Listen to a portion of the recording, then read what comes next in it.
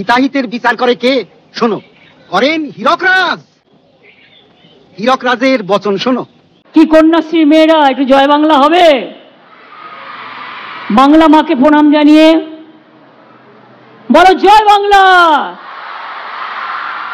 মা বোনেরা কোথায়? গলা শুনতে পাচ্ছি না।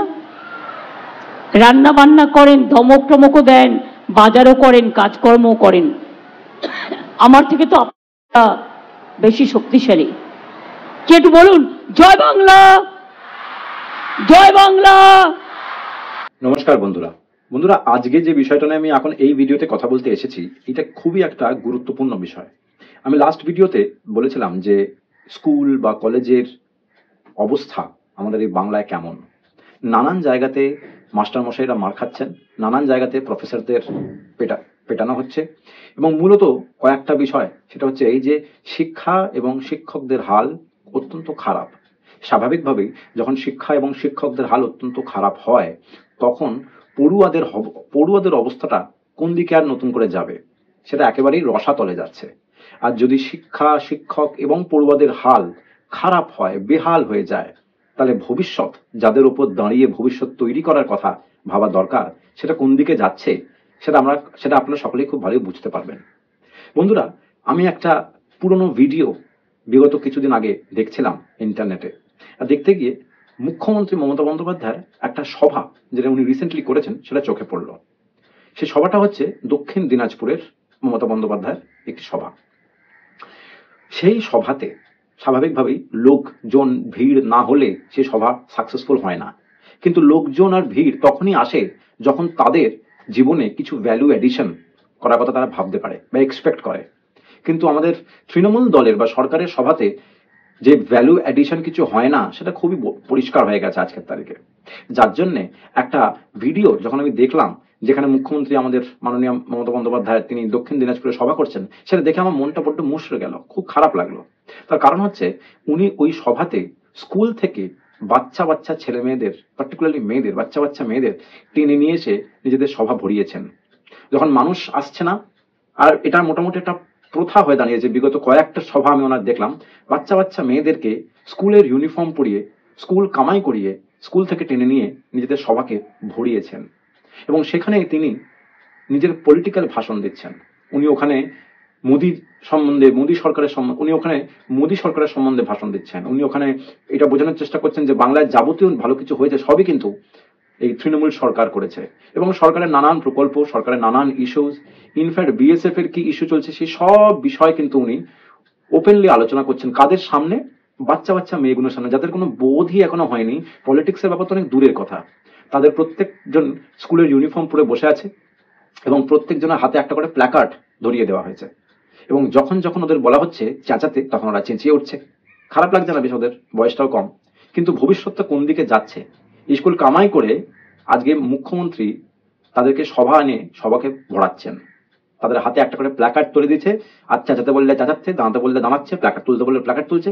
নিজের বোধ শক্তি, সেটা সময়ও আসেনি, এবং সেটা যাতে কোনোদিন না হয় তার জন্য এখন থেকেই মগজ ধোলাই করা শুরু হয়েছে।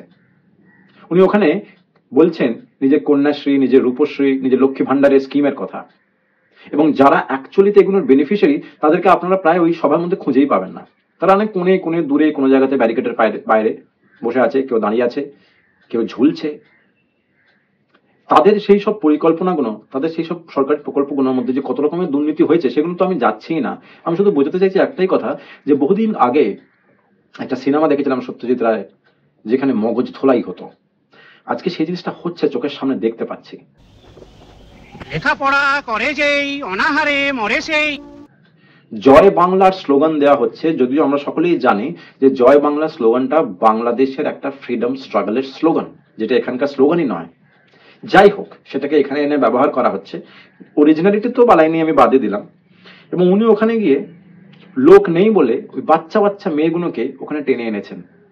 তারা ভেবার মতন তাকিয়ে আছে, কিছুই বুঝতে পারছে না। চেঁচাতে বললে চেঁচাচ্ছে, দাঁড়াতে বললে দাঁড়াচ্ছে, প্ল্যাকার্ড তুলতে বললে প্ল্যাকার্ড তুলছে।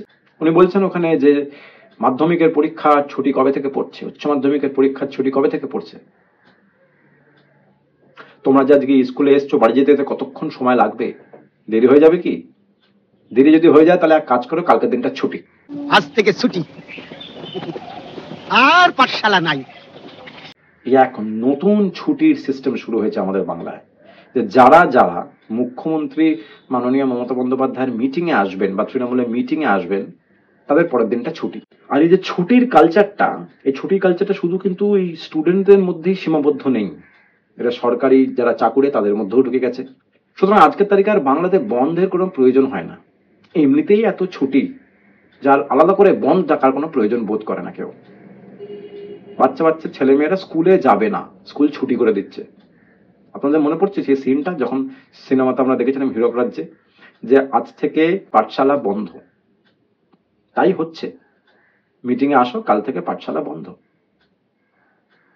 এইসবের ভবিষ্যৎটা কোথায় যাচ্ছে, বাংলার ভবিষ্যৎটা কোথায় যাচ্ছে? হাতে পেন কলম পেন্সিল দিয়ে ওরা পড়াশোনা করবে, সেসব তো বালাই গেল। এখন মাননীয় মুখ্যমন্ত্রী মমতা বন্দ্যোপাধ্যায় কি বলছেন সেটাকে নিয়ে তারা ওখানে দাঁড়িয়ে আছে। ভবিষ্যৎটা যে রসাতলে চলে যাচ্ছে এই বিষয়ে কোনো সন্দেহ নেই। এর থেকে এটাই বোঝা যায় যে আমাদের মাননীয় মুখ্যমন্ত্রী এবং তার দল সামনে ইলেকশনগুলো জেতার জন্য মরিয়া হয়ে লড়ছে। মজার বিষয় হচ্ছে এই যে বাচ্চাগুলো যাদের মগজ ধোলাই চলছে তারা কিন্তু ভোটার্স নয়, তাদের এখন সেই বয়স হয়নি, কিন্তু তারা আগামী দিনে ভোটার হবে। তাদের অভিভাবকরা তো ভোটার্স। আমি এখন থেকে জিনিসটাকে ইনজেক্ট করে দিচ্ছি। স্কুল পাঠশালায় যাওয়ার দরকার নেই, ছুটি হয়ে যাবে, প্রচুর নম্বর দিয়ে পাশ করে দেবো, না হলে চিটিং করিয়ে দেবো, টুকলি করিয়ে দেবো।